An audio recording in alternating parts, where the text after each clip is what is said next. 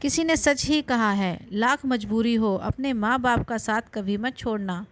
अगर धरती पे स्वर्ग देखना हो तो अपने माँ बाप का कभी दिल मत तोड़ना। तो hello friends, welcome to my YouTube channel. ये कहानी एक पिता और एक बेटी के रिश्ते की कहानी है। अक्सर बच्चे अपने माता पिता को ठीक से समझ नहीं पाते और उन्हें गलत समझ बैठते हैं। बच्चे माँ बाप को कितना भी बुरा क्यों ना समझें, पर माँ बाप के दिल में हमेशा बच्चों के लिए प्यार होता है। एक बार कविता किसी लड़के से शादी कर अपने पापा के पास आई और कहा कि पापा, ये आशीष है और मैंने इससे शादी कर ली है।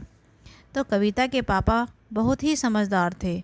उन्हें कविता की यह बात सुनकर गुस्सा तो बहुत आया, लेकिन उन्होंने बिना गुस्सा किए बस कविता से कहा कि तुम दोनों घर से निकल जाओ। कुछ सालों बाद कविता के पापा की मौत हो गई। दुर्भाग्यवश आशीष भी कविता को छोड़कर चला गया और कविता एक रेस्टोरेंट चला रही थी और अपने बेटे और बेटियों का पालन पोषण कर रही थी। कविता के ताऊ ने उसे यह खबर दी कि उसके पिता नहीं रहे हैं और कविता को यह खबर सुनकर बिल्कुल भी दुख नहीं हुआ। उसने सोचा कि उन्होंने मुझे घर से निकाल दिया था, तो अब मैं उनकी अंतिम यात्रा पे नहीं जाऊंगी। लेकिन कविता के ताऊ जी ने कि समझाने के बाद वो पापा की अंतिम यात्रा पर जाने के लिए तैयार हो गई। कविता अपने पापा की अंतिम यात्रा पर गई, लेकिन उसने अपने पापा की मौत का कोई दुख नहीं था। कविता के पापा की आज 13वीं थी। सभी कार्यक्रम पूरे हो चुके थे, सभी मेहमान भी जा चुके थे। तभी ताऊ जी ने कविता को एक पत्र दिया और कहा कि ये तुम्हारे पापा ने तुम्हें देने के लिए कहा था। तो कविता कमरे में गई और पत्र खोला। उसमें लिखा था, मेरी प्यारी गुड़िया, मुझे मालूम है तुम मुझसे नाराज़ हो। मुझे माफ़ कर देना। मैं जानता हूँ तुम्हें मैंने घर से निकाला था।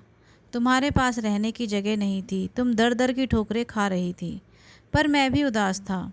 तुम्हें मैं कैसे बताऊँ। याद है जब तुम 5 साल की थी तो तुम्हारी माँ हमें छोड़कर चली गई थी।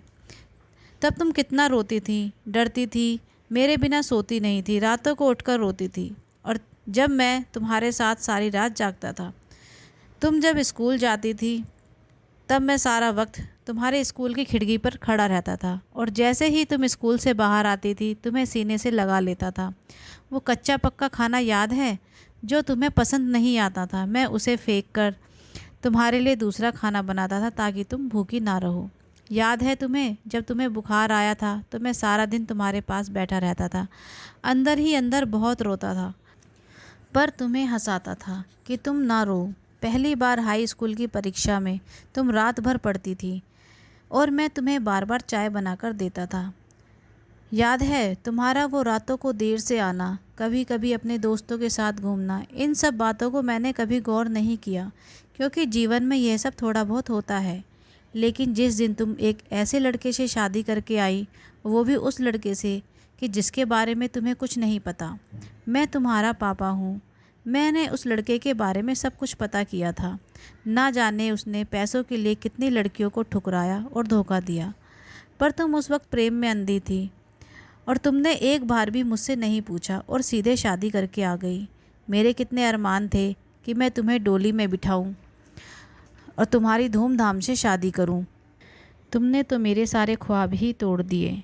खैर, जो भी हुआ हो, बस हो सके तो मुझे माफ़ कर देना।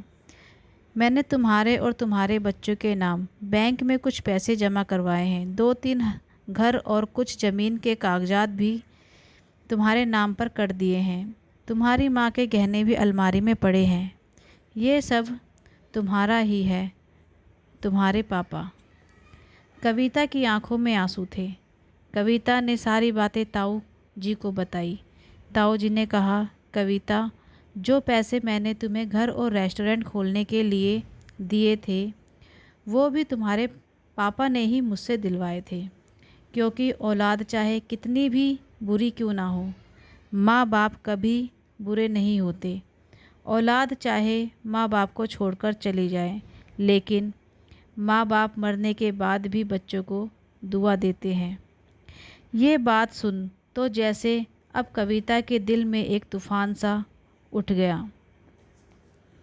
दोस्तों, इस कहानी से हमें यही सीख मिलती है कि बच्चे चाहे माँ बाप को छोड़ दें, लेकिन माँ बाप दूर होकर भी हमेशा अपने बच्चों के लिए प्यार कभी कम नहीं होता।